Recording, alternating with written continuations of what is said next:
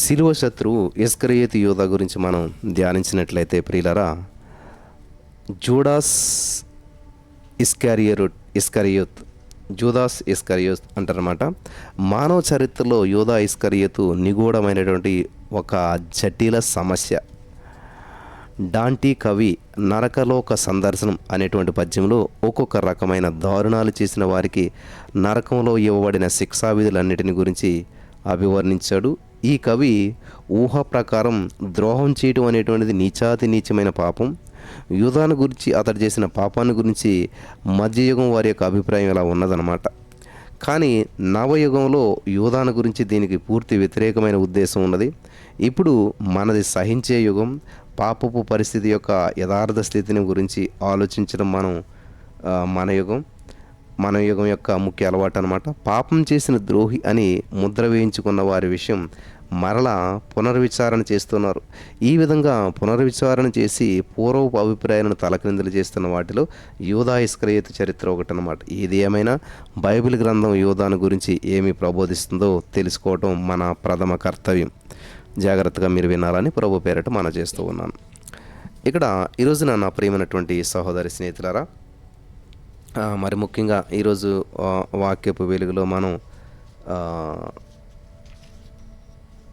దగ్గరగా 14 పాయింట్లు నేను చెప్తాను. జాగ్రత్తగా మీరు రాసుకుంటే మంచిది. నెంబర్ 1, శ్రేష్టమైన నామమే అయినప్పటికీ తృణీకరించబడింది. ప్రీసియస్ బట్ రిజెక్టెడ్ నేమ్ ఎవరిదేనంటే యూదా అంటే దైవస్తుతి అని అర్థం అనమాట. మరి కెరియోతు గ్రామస్తుడు, 12 మంది శిష్యులు, ఇతడొక్కడే యూదయవాడు. మిగతా వారందరూ గలిలయ నుంచి వచ్చినటువంటి వారు. యూదా స్వామిద్రోహి కాకుండా ఉన్నట్లయితే ఈ నామాన్ని ఎందరో ధరించుకుని ఉండేవారు, సందేహం లేదు. యూదా దుష్ట స్వభావం వలన, అతని ధనాపేక్ష కారణాన ఈ నామాన్ని మనుషులు తృణీకరించారు. స్మరించుటకు సరిపోయిందే కానీ ధరించుటకు చాలినటువంటి పేరుగా మనం ఎంచుకోలేకపోతూ ఉన్నాం. సో శ్రేష్టమైన నామమైనా తృణీకరించబడింది. నెంబర్ 2, యేసుకు తెలుసా? Did Jesus know? యూదా తనకు ద్రోహం చేస్తాడని, తనను అప్పగిస్తాడని యేసుకు తెలుసా అని చాలామంది అడుగుతూ ఉంటుంటారు. సమస్తము దేవునికి తెలుసు అన్న నానుడు మనందరికీ తెలుసు కదా. యూదా విషయం యేసుకు తెలుసు. దీనికి బైబిల్ ఆధారం కూడా ఉన్నదన్నమాట. విశ్వసించని వారెవరో, తనను అప్పగించబోవాడెవడో మొదటి నుండి యేసునకు తెలియను. యోహాను సువార్త 6:64లో ఈ యొక్క మాట బైబిల్లో రాయబడి ఉందన్నమాట. నేను మిమ్మను 12 కూడా ఏర్పరచుకొనలేదా? హల్లెలూయా. మీలో ఒకడు సాతాను అని చెప్పి యేసుక్రీస్తు ప్రభువారు చెప్పారు యోహాను సువార్త 6:70లో. మరి 3వ పాయింట్, తెలిసి ఎందుకు? Why did he choose? దేవుడు తెలిసే ఎందుకు ఎన్నుకున్నాడు? వై డిడ్ హీ చూజ్ అంటే యూదా విషయం యేసుకు తెలిసి కూడా శిష్యుడిగా బృందంలో ఆయనకు ఎందుకు అవకాశం ఇచ్చాడు, ఎందుకు ఉండనిచ్చాడు అనేటువంటిది మరొక ప్రశ్న. ఇలాంటి ప్రశ్నలు కలగటం సహజమే. ఏ వ్యక్తికైనా దేవుడు సమయం ఇస్తాడు. యూదాకు కూడా దేవుడు ఒక తరుణం ఇచ్చాడు. అతడు దాన్ని వినియోగించుకోలేకపోయాడు. ఎంత దుష్టుడైనా దుర్మార్గుడైనా కూడా మరి దేవుడు వాళ్ళకి సమయం ఇస్తాడు. నెక్స్ట్, యూదా ముద్దు పెట్టిన విషయం 4వదిగా మనం చూద్దాం.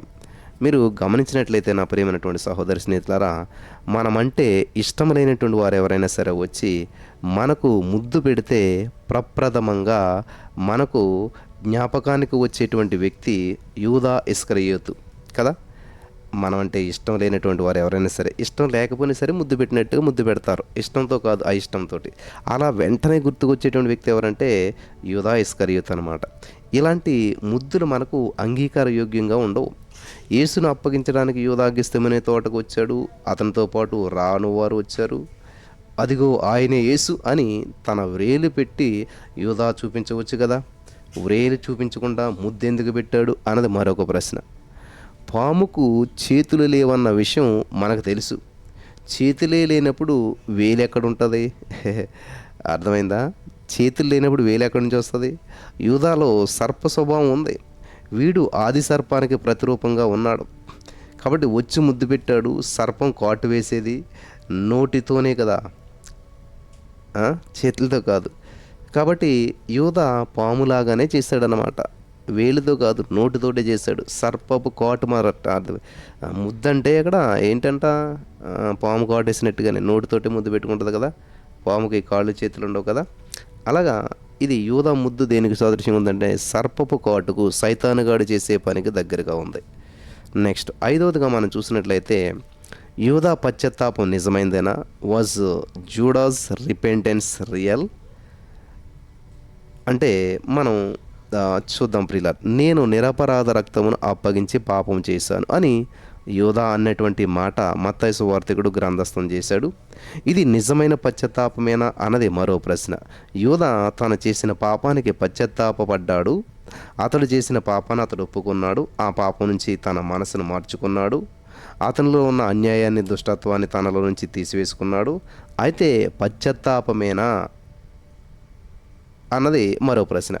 యూదా తాను చేసిన పాపానికి అతనిని మరి పశ్చాత్తాపంలో అన్నిటికంటే ముఖ్యమైనది లోపించింది. ఏంటంటే పేతురు వలె యూదా దేవుని వైపు తిరగలేదు. తాను చేసినటువంటి పాపానికి హృదయ విచారకంగా ఏడ్చి పశ్చాత్తాపడటమే నిజమైన పశ్చాత్తాపం కాదు.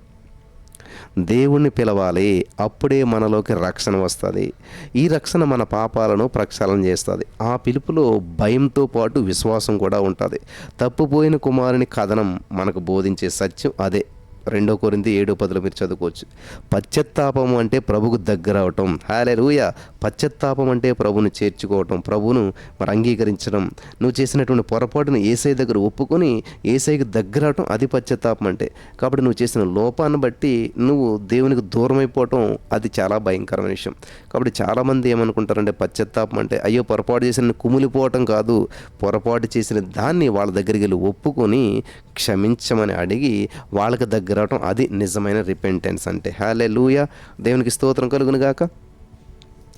చాలా జాగ్రత్తగా వినాలని ప్రభు పేరట నేను మనవి చేస్తూ ఉన్నాను. హల్లెలూయా. నెక్స్ట్ 6వదిగా మనం చూసినట్లయితే మంచివాడిలా కనిపించే చెడ్డ సమరయుడు. Seemingly good but bad Samaritan. అంటే ఇక్కడ చూడటానికి మంచివాడిలాగా కనిపిస్తున్నాడు కానీ ఆయన జీవితం ఎలా ఉందో మనకి చాలా స్పష్టంగా తెలియజేస్తుంది. 4 పాయింట్లు మనం చూద్దాం. మంచి చేస్తే మంచి సమరయుడు అంటారు, చెడు చేస్తే చెడు సమరయుడు అంటారు. కొందరు మంచి చేయరు, చెడు కూడా చేయరు. వీరిని సందిగ్ధ సమరయులు అని పిలుస్తారు.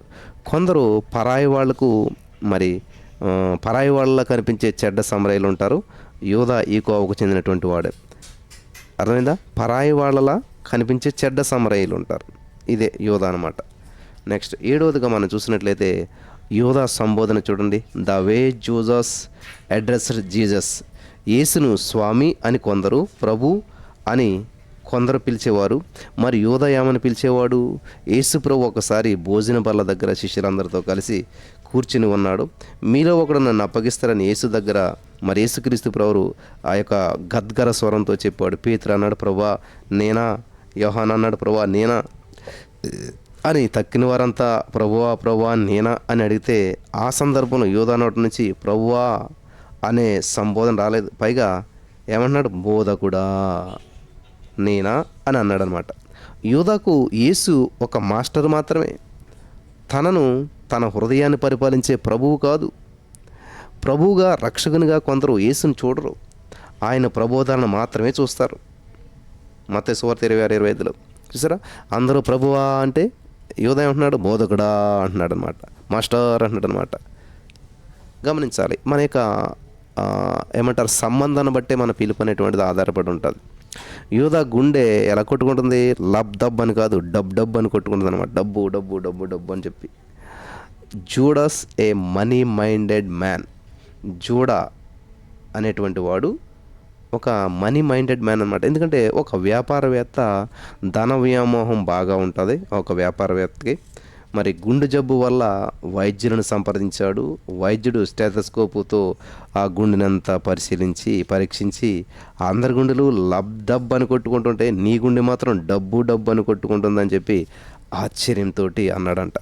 యూదా ఇస్కరియోతు గుండె కూడా అచ్చం ఇలానే కొట్టుకుందేమో కదా.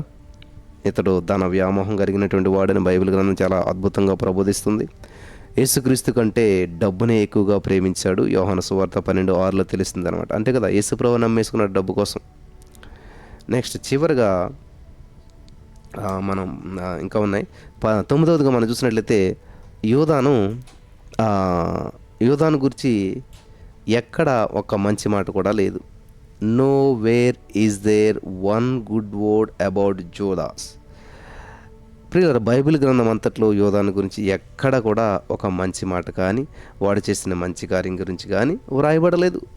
యోధాను గురించి ఎక్కడెక్కడ వ్రాయబడి ఉందో పరిశీలనగా చదివినట్లయితే మీకు అర్థమవుతుంది. యూదా ఇస్కరియోతు పేరు పక్కన ఏదో ఒక దుష్టకార్యం ఉండటం మనం గమనించగలుగుతాం. పాత నిబంధనలో యెజబెలు రాణి విషయంలో కూడా ఇలాంటి విషయాలే మనకు కనిపిస్తూ ఉన్నాయి.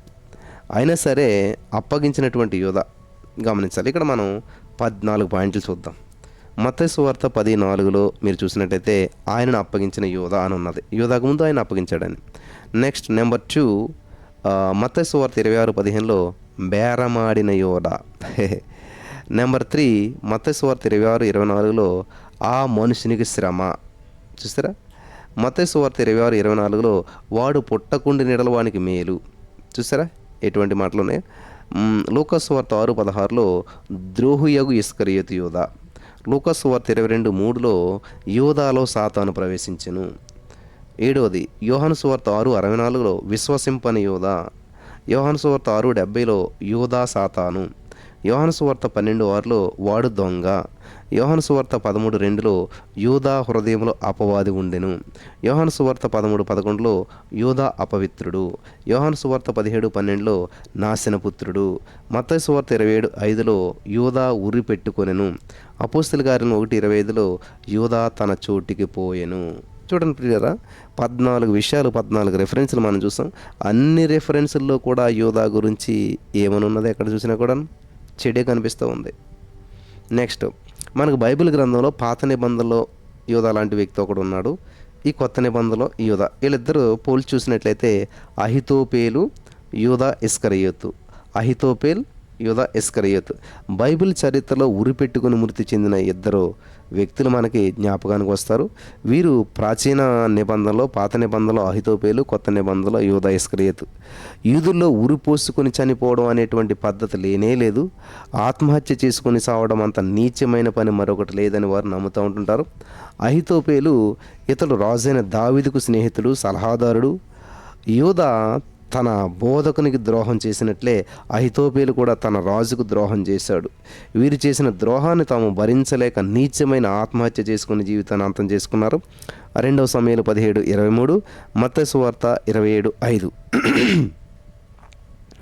అహితోపేలుకు యూదాకు చాలా వ్యత్యాసం ఉంది. అహితోపేలు కుమారుడు ఏలియాము. 2 సమూయేలు 23:34 మీరు చూడండి. ఏలియాము కుమార్తె బత్షెబ. 2 సమూయేలు 11:3. దావీదు ఈమెతో పాపం చేసినందున అహితోపేలు దావీదుని విడిచి అబ్షాలోము వైపు చేరి దావీదు మీద పగ తీర్చుకున్నాడు. అహితోపేలు ఇంటి వారి ఎడల దావీదు తప్పు చేశాడు. దావీదు వంటి దుష్ట స్వభావం గలవాడు కాదు మన రక్షకుడు. అందరి సమాధుల మీద చక్కని వాక్యాలు రాస్తారు. వీరిరువురి సమాధుల మీద క్షమించలేని వారు అని వ్రాయడం సబబుగా ఉంటుందని చెప్పి మరి ఐవర్ పవర్ గారు ఊహించారనమాట. ఈ మాటలు వీరికి సరిపోతాయేమనిపిస్తూ ఉన్నాయన్నమాట. క్షమించలేని వారు అంట వీళ్ళు. నెక్స్ట్ 11వదిగా మనం చూసినట్లయితే యేసు ప్రేమ యోధాను ఉక్కిరి బిక్కిరి చేసింది. Jesus love confused Judas. యూదా యేసు ప్రేమను తట్టుకోలేకపోయాడు. యేసుక్రీస్తు మానవ ప్రేమికుడు. ఆయన లాజర్ను ప్రేమించాడని బైబిల్ గ్రంథం ప్రబోధిస్తుంది. యేసు లాజర్ను ఎందుకు ప్రేమించాడు అంటే లాజర్ మనిషి కాబట్టి అన్నాడు ఒక దైవజనుడు. అవును, యేసు మానవ ప్రేమికుడు. ఈ పవిత్ర ప్రేమ యూదాను ఉక్కిరిబిక్కిరి చేసింది. ప్రారంభం నుంచి కూడా తాను ఎలాంటి వాడో తెలిసి తన గురువు తన ఎడల చూపుతున్న ప్రేమను తట్టుకోలేనటువంటి హృదయ వేదన అతని మరణానికి దారి చేసింది. యేసు ప్రేమ అపారమైంది. ఆయన ఎంతటి పాపినైనా కూడా ప్రేమించగలడు. హల్లెలూయా.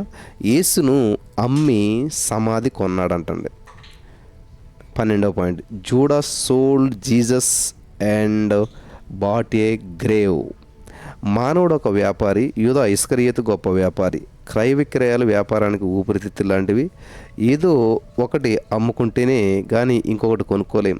యూదా తన రక్షకుడిని అమ్ముకున్నాడు. ప్రియులు గమనించాలి, తన రక్షకుడిని నమ్ముకోవటానికి బదులుగా అమ్ముకున్నాడు. ఏ ప్రాణాన్ని సుఖదాయం చేసి మరి ఆ, కొందామని ప్రభువును 30 వెండి నాణేలకు అమ్ముకున్నాడో ఆ ప్రాణం కూడా దక్కలేదు. యేసుక్రీస్తుని ఇతడు అమ్మిన దానంతో పరదేశులను పాతిపెట్టడానికి శ్మశాన భూమిని కొన్నాడు.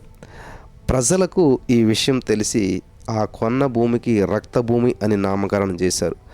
పరదేశుల కొరకు కొన్న ఈ భూమిలో మొదటిగా యూదానే పాతిపెట్టారు.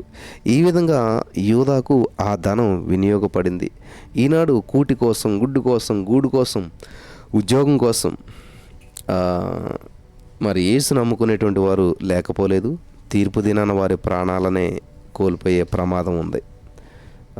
నెక్స్ట్ 13వదిగా మనం చూసినట్లయితే యూదా ప్రియమైన శత్రు, బిలౌడ్ ఎనిమి. నెహెమ్యాకు మరి సన్బల్లట్టు, టూబియాలు, మోసేకు కోరాహు, పౌలుకు అలెగ్జాందరు, దావీదుకు సౌలు రాజు ఉన్నట్లుగా యేసుక్రీస్తు ప్రభువారు కూడా యూదా ఇస్కరియోతు ఉన్నాడు. ప్రతి మనిషికి శత్రువులు ఉంటారు అన్నది వాస్తవం. అయితే అందరికీ కూడా యూదాకు తేడా ఉంది. యూదాకి తేడా ఉంది. పైన చెప్పినటువంటి వారందరికీ కూడా శత్రువులుగానే ఉండిపోయారు. కానీ యేసుకు యూదా ప్రియమైన శత్రువు. ఆయనతో ఉంటూ, ఆయనతో తింటూ ఆయనను అప్పగించాడు. యూదా స్నేహితుడిలాగా కనిపించే శత్రువు, అందున ప్రియమైనటువంటి శత్రువు అనమాట. హల్లెలూయా. ఇక మనం చూసినట్లయితే ప్రియులరా 14వది చివరిది, యూదా తప్పిపోయి పోగొట్టుకున్నటువంటి పరిచర్య. The ministry which Judas lost by going astray. ఈ దినాల్లో చాలామంది మరి యూదా పరిస్థితిని తారుమారు చేసి మాకు దర్శనాలు కలిగాయి, యూదా పరలోకానికి చేరువలో ఉన్నాడన్నట్లు రాశారు. యూదా లేఖనాలను మీరు పట్టించండి ప్రియులరా. యూదా నాశనపుత్రుడని బైబిల్ బోధిస్తుంది. యోహాను సువార్త 17:12. నాశనపుత్రుని గమ్యం ఏమిటి? నాశనమే కదా. అపోస్తలుడైనటువంటి పేతురు యూదా స్థానాన్ని భర్తీ చేయడానికి చీట్లు వేసి మత్తయిని ఎంపిక చేసినప్పుడు పేతురు చేసిన ప్రార్థనలో యూదాను గురించి 3 సత్యాలు మనకు కనిపిస్తూ ఉన్నాయి. తన చోటికి పోవుటకు యూదా తప్పిపోయి పోగొట్టుకున్నటువంటి ఈ పరిచర్య అన్నాడు అపోస్తల కార్యములు 1:25లో. యూదా తన చోటికి వెళ్ళాడు, యేసు ఉన్న చోటికి కాదు. యూదా తప్పిపోయాడు, కానీ తప్పిపోయిన కుమారుని వలె తిరిగి రాలేదు. పోగొట్టుకున్నటువంటి పరిచర్య, ఒక గొప్ప అపోస్తలునిగా ఉండటానికి యూదాను యేసు ప్రభువు ఏర్పాటు చేసుకున్నాడు. కానీ ఆ పరిచర్యను యూదా సద్వినియోగం చేసుకోలేకపోయాడు, దుర్వినియోగం చేసుకున్నాడు. చాలామంది వాదన ఏంటంటే, నన్ను వెంబడించిన మీరును 12 సింహాసనం మీద ఆసీనులై ఇజ్రాయేలు 12 గోత్రముల వారికి తీర్పు తీర్చుదురు అని ప్రభు 12 మంది అపోస్తలులకు వాగ్దానం చేశాడు కదా. మరి మత్తయి సువార్త 19:28లో, ప్రకటన 21:4లో కూడా ఈ 12 పునాదులపై 12 మంది పేర్లు గురించి రాయబడింది కదా. ఈ 2 వాగ్దానాలను పురస్కరించుకొని కొందరు యూదా క్షమను పొంది దేవుని వాగ్దానానికి వారసుడయ్యాడని చెప్పి వాదిస్తారు. అయితే ఆ గొప్ప అపోస్తలత్వం యూదా తప్పిపోయి పోగొట్టుకున్నాడని లేఖనాలు సెలవిస్తూ ఉన్నాయి. యూదా సింహాసనం మాట ఏంటి మరి? గొప్ప దేవుడు వాగ్దానం చేసిన ఈ యొక్క వాగ్దానం సంగతి ఏంటి అనేటువంటిది ఒక ప్రశ్న. అపోస్తలత్వాన్ని యూదా పోగొట్టుకున్నాడని గమనించాం. దీన్ని బట్టి యూదా అపోస్తలత్వమే కాదు, దానితో పాటు సింహాసనం కూడా పోగొట్టుకున్నాడు. మరి యూదాకు వాగ్దానం చేయబడిన సింహాసనం ఎవరికి దక్కింది?